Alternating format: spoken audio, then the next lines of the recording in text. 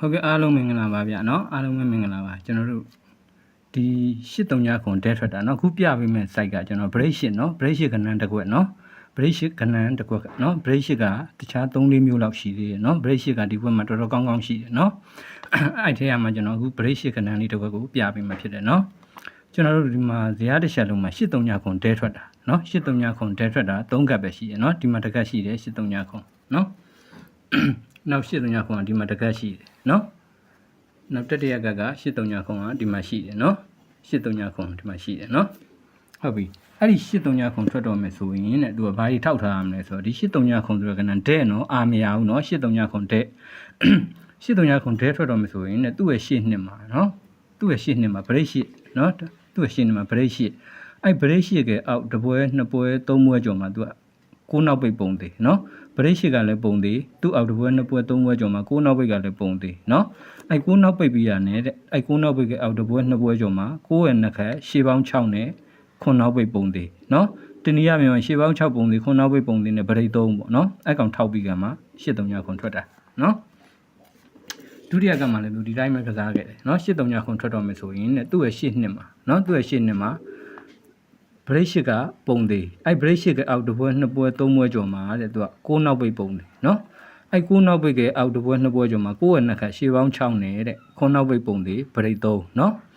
9ရဲ့နှစ်ခက်ရှေ့ပေါင်း6နဲ့9နောက်ပိတ်ပုံသေး break 3တနည်းအားဖြင့်ပြောရင်ဒီရှေ့ပေါင်း6ကြောင်နော်9နဲ့9နဲ့6ပြန်ဖြစ်တာနော်ဒီလိုပြောလို့လည်းရတယ်နော်အဲ့ဒါပြီးကြမှာဆို83ခွန်တဲထွက်တာအခုတတိယကပ်မှာလည်းသူဒီတိုင်းမကစားတယ်နော်83ခွန်သူကဒီမှာ83ခွန်ထွက်တော့မယ်ဆိုရင်သူ့ရဲ့ရှေ့နှစ်မှာတဲ့ break ရှေ့နော်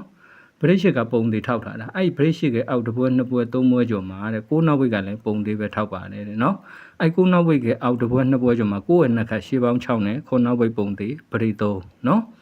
တနည်းအားဖြင့်ပြောရင်ရှေ့ပေါင်း6ကြောင်ဒီ9နဲ့9နဲ့6လို့ထောက်တယ်လို့ပြောလို့ရတယ်နော်အဲ့လိုထောက်ပြီးကမှသူကရှေ့ပေါင်း6ပုံသေး9နောက်ဝိတ်ပုံသေး break 3ထောက်ပြီးကမှ83ခွန်ဆိုတဲ့ကဏ္ဍကိုသူကရိုက်တာနော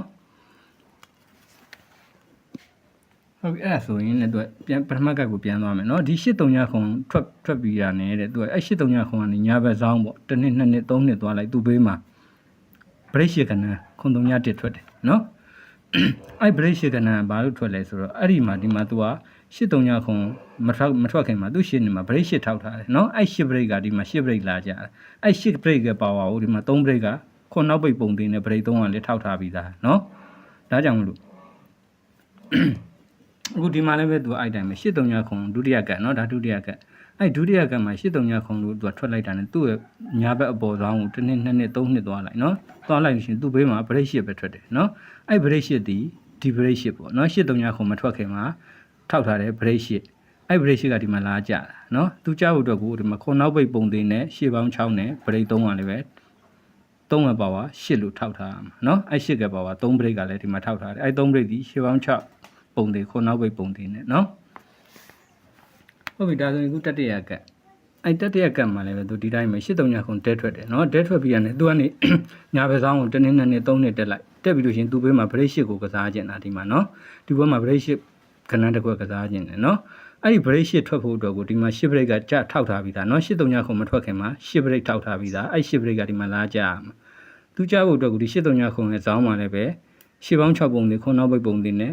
3 break ထောက်ထားတယ်အဲ့3 break ကပါဝါ10 break เนาะအဲ့10 break ကဒီမှာ10 break ထောက်ပြီးသားเนาะ10 break ကနန်းဟုတ်ပြီအဲ့ဒါဆိုရင်အဲ့10 break ကနန်းဒီဘယ်ကနန်းဖြစ်မလဲလို့စဉ်းစားကြည့်အောင်เนาะပထမကတ်ကိုပြန်သွားမယ်เนาะအဲ့ဒီမှာသူက83ခွန်ကနေပြီးတော့တဲ့တစ်နှစ်နှစ်နှစ်သုံးနှစ်ဇောင်းတက်ပြီးသူ့ဘေးမှာကြားတယ် break ကနန်းအဲ့ဒီကနန်းဒီဘယ်ကလာလဲဆိုတော့ကျွန်တော်တို့တစ်ချက်စဉ်းစားမယ်เนาะ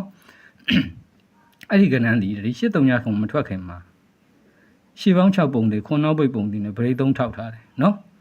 88ခွန်ဆိုတဲ့ကဏ္ဍပေါ့เนาะအဲ့ဒီ88ခွန်ဆိုတဲ့ကဏ္ဍကိုသူက294မှတ်သက်နဲ့ပုံတွေပေါင်းတာပေါ့เนาะ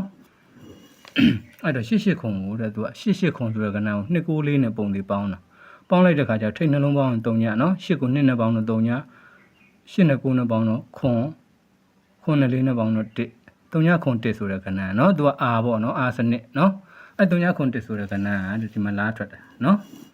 အဲ့တော့ဒီ83ခွန်ကြောင့်83ခွန်မထွက်ခင်မှာထောက်ထားတဲ့ရှေ့ပေါင်း6ပုံသေးခွန်နောက်ပိတ်ပုံသေးနဲ့ break 3ကဏ္ဍကို294နဲ့ပေါင်းရင်ခွန်3ည1ဆိုတဲ့ကဏ္ဍလာထွက်တာเนาะဒါပထမက ဟုတ်ပြီဒုတိယကတ်မှာလည်းသူဒီတိုင်းပဲနော်ဒီ839ခွန်ကနေပြီးတော့ညာဘက်ကို1 2 3နှစ်ဆောင်တက်လိုက်ရှင်ဒီဘက်ပေးမှာသူကပရိရှေကနန်းပဲလာထွက်တယ်အဲ့ပရိရှေကနန်းဒီတဲ့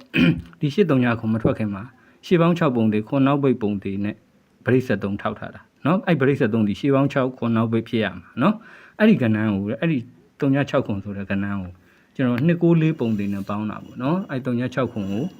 36ခွန်ကို294ပုံတွေနဲ့ပေါင်းတယ်နော်ပေါင်းလို့ရှိရင်သူက3နဲ့2နဲ့ပေါင်းတော့2 6နဲ့9နဲ့ပေါင်းတော့9 9နဲ့4နဲ့ပေါင်းတော့1အဲ့251ဆိုတဲ့အာကနန်းပေါ့နော်အာသူကတော့အာစနစ်နော်251ဆိုတဲ့ကနန်းဒီမှာလာထွက်ပေးရတာနော်ဒီ839ခွန်ကနေပြီးတော့နော်ရေးလိုက်ဒီချိန်ဒီမှာထွက်တဲ့8ပရိကနန်းဒီ36ခွန်ရှေ့ပေါင်း6ပုံတွေခွန်နောက်ပိတ်ပုံတွေနဲ့36ခွန်ဆိုတဲ့ကနန်းကို294မှတ်သက်နဲ့ပေါင်းတဲ့ကနန်းဒီမှာလာထွက်တာနော်ဟုတ်ပြီဒါဆိုအခုတတိယကအခုတတိယကမှာလည်းဒီတိုင်းပဲနော်839ခွန်ဒီ839ခွန်ကနေပြီးတော့မှဇောင်း1နှစ်2နှစ်3နှစ်တက်လိုက်တက်ပြီးသူ့ဘေးမှာထွက်မဲ့ခဏန်းတည်တဲ့ဗရိတ်ရှစ်ခဏန်းတည်နော်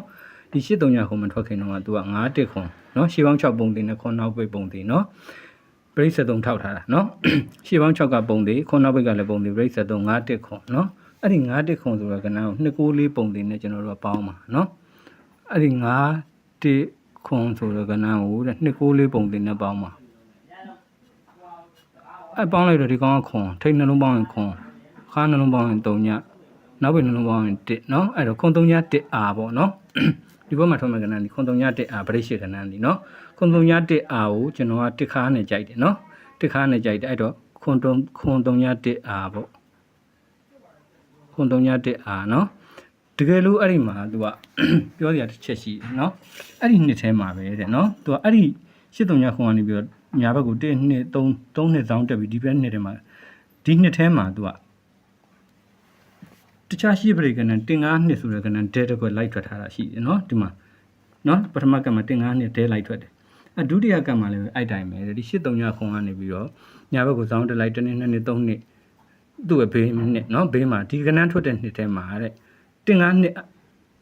ဒဲလိုက်ထွက်ထားတာရှိတာပေါ့နော်ဒီရှစ်ပြောနေတာကဒီ8 3ညခွန်ကနေပြီးတော့တဲ့1နှစ်2နှစ်3နှစ်4နှစ်မြောက်ထဲမှာပေါ့နော်4နှစ်မြောက်ထဲမှာတင်9နှစ်ဆိုတဲ့ကဏ္ဍတစ်ခွက်လိုက်ထွက်တဲ့တဲ့နော်ဒုတိယကမှလည်းဒီတိုင်းပဲဒီ8 3ညခွန်ကနေပြီးတော့1နှစ်2နှစ်3နှစ်4နှစ်မြောက်ထဲမှာနော်သွားလိုက်လို့ရှိရင်4နှစ်မြောက်ထဲမှာတင်9နှစ်ဆိုတဲ့ကဏ္ဍတဲလိုက်တစ်ခွက်လိုက်ထွက်တယ်နော်ဒါဆိုရင်အခုဒီမှာသူက8 3ညခွန်ထွက်ထားတဲ့နှစ်ထဲမှာနော်အဲ့နှစ်ကနေပြီးတော့1နှစ်2နှစ်3နှစ်4နှစ်မြောက်သွားလိုက်သူ့ဘေးကနေ8 3ညခွန်ရဲ့ဘေးကနေရီးလိုက်နော်1နှစ်2နှစ်3နှစ်4နှစ်သွားလိုက်လို့ရှိရင်ဒီနှစ်ထဲမှာတင်9နှစ်ဆိုတဲ့ကဏ္ဍတဲတစ်ခွက်လိုက်ထွက်ဖို့ရှိတယ်နော်အဲ့တော့ဒီမှာရှစ်ပရိတ်ကြာလာတာဖြစ်တဲ့အတွက်အခုပွဲစဉ်မှာရှစ်ပရိတ်ကလည်းအကြရှိတော့အဲ့တင်9နှစ်ဆိုတဲ့ကဏ္ဍတစ်ခွက်ကိုထည့်ထိုးလိုက်ပေါ့နော်တင်9နှစ်ဆိုတဲ့ကဏ္ဍတစ်ခွက်လိုက်ထည့်ထိုးပေါ့နော်ဘာလို့ဆိုဒီမှာရှစ်ပရိတ်ကြာရမယ်ဆိုခွန်3ည1အာမကြာဘဲနဲ့တင်9နှစ်ဖြစ်ချင်းဖြစ်သွားမယ်လေသူကနော်လိမ့်ပြီးတော့ချခြင်းတင်9နှစ်ကိုဒီမှာထည့်သွားလို့ရတယ်နော်အဲ့တော့ဒီပွဲမှာဗရိတ်ရှစ်ကဏ္ဍတစ်ခွက်ကိုကျွန်တော်ကခွန်3ည1နဲ့တင်9နှစ်ဆိုတဲ့ဗရိတ်ရှစ်ကဏ္ဍနှစ်ခွက်ကိုထုတ်ပေးလိုက်တယ်နော်အားလုံးပဲဒီလောက်ဆိုရှင်းမယ်ထင်ပါဗျာเนาะမရှင်းဘူးဆိုလို့ရှိရင်နှစ်ခါပြန်ကြည့်ကြပါဗျာเนาะဟုတ်ကဲ့အားလုံးပဲเนาะကိုလက်ပါเนาะကံကောင်းကြပါစေ